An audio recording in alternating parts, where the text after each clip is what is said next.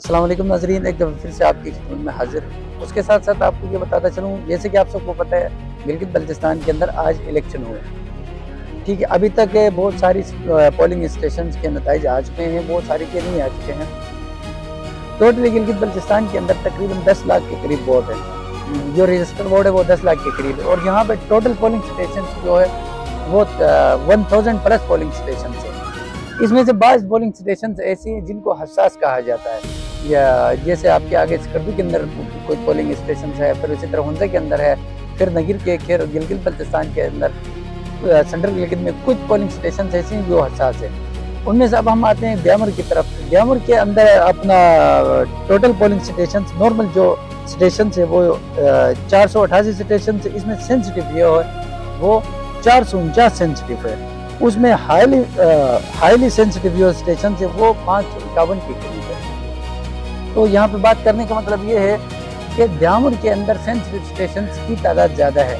उसके नतीजे में क्या होता है, उसके नतीजे में जैसे आज आपने देखा कि पोलिंग के दौरान ग्यामर के अंदर असले की नुमाइश भी हुई, हवाई फायरिंग भी हुई, लेकिन अल्लाह का लाख लाख शुक्र है कोई जानी नुकसान नहीं हुआ। वक्त पे फोर्स के इदारों ने इसके ऊपर कंट्रोल पाया। और जैसे पहले कहा था कि पंजाब पुलिस का जहां आना एक मुतनाज़ा रवैये से लोग इसको देखते हैं कि आया ये पंजाब से फोर्स क्यों बुलाई गई है इस पोलिंग इस इलेक्शन के लिए स्पेशली।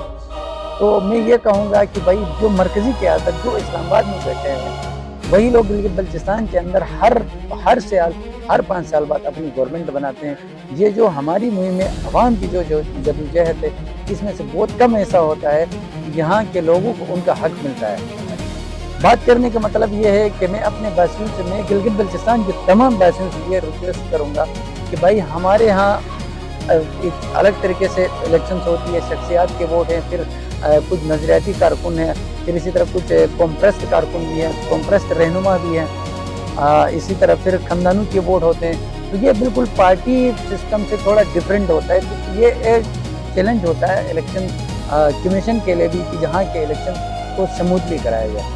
अब इसमें मसला कहाँ से क्रिएट होता है? मसला इस बात से क्रिएट होता है, जैसे मरकज़ी क़यादतें वहाँ जाती है, वहाँ पोलिंग कैंपेन्स में इंटरफेरेंस करती है, ठीक है, उनके नुमाइंदे आते हैं, उनका इंटरफेरेंस होता है। फिर एक तरीके से ये भी देखने को मिला कि तहरीक इंसाफ के जितने रहनुमा थे, ज़ाहिर है वहाँ खान साहब के भी बड़े चाहने वाले, खान साहब का भी बड़ा एक वोट था, उनके जितने चाहने वाले थे उनके ऊपर 3-4 दिनों से वो लोग सोशल मीडिया पे मुख्तलिफ प्लेटफार्मों जैसे कि देखने को मिला कि उनके साथ एक नाइंसाफ़ी की जा रही थी। और आज भी उनकी ये एतराज़ात हुए कि हमारे कई कारकुनों को पोलिंग स्टेशनों में ही घुसने नहीं दिया। मेरा यहाँ पे बात करने का मतलब ये है कि मैं अपनी कौम को एक मैसेज देना चाहूँगा कि भाई आप जो हकीकी नुमाइंदे हैं, जो आपके हक के लिए, जो आपकी कौम के लिए, जो गिलगित बल्तिस्तान की बका के लिए फाइट कर रहे होते हैं, अपनी एफर्ट्स कर रहे होते हैं, आप ज़्यादा से ज़्यादा वोट उनको देने और उनका सपोर्ट करने की कोशिश करें। जिस तरीके से धांधली करके ऊपर से एक सिस्टम ला के सिलेक्टेड मेंबर को फिट किया जाता है गिलगित बल्तिस्तान के अंदर, जैसे विफाक में जिसकी गवर्नमेंट होती है वो उसी की हुकूमत बनती है गिलगित बल्तिस्तान के अंदर। मैं इस चीज़ के सख्त खिलाफ हूँ, और मैं समझता हूँ कि जो हमारे सियासी कारकुन हैं जिनको डेमोक्रेसी का पता है, उनका भी इस बात से ज़रूर इख्तलाफ होगा। ऐसा नहीं होना चाहिए कि जिसकी विफाक में गवर्नमेंट है उसी का गिलगित बल्तिस्तान में गवर्नमेंट बने, ऐसा हरगिज़ नहीं होना चाहिए।